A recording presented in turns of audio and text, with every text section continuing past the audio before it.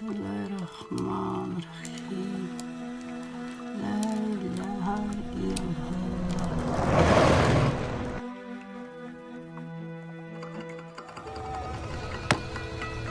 Келдік. Мені қашан алып келесіз?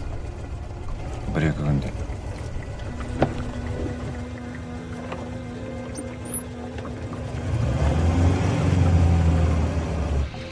Ше? Үйдің артындағы төмпешікте мәйіт жатқаны рас па?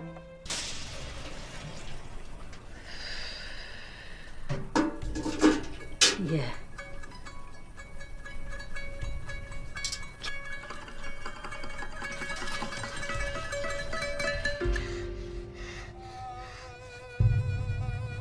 Шынымен де елестік одан Әр нәрседен қорқып қаша беретін болсаң, төрт бұрышта қамалып отырып қалуың мүмкін. Сондықтан қорқынышыңды жеңе білуің керек.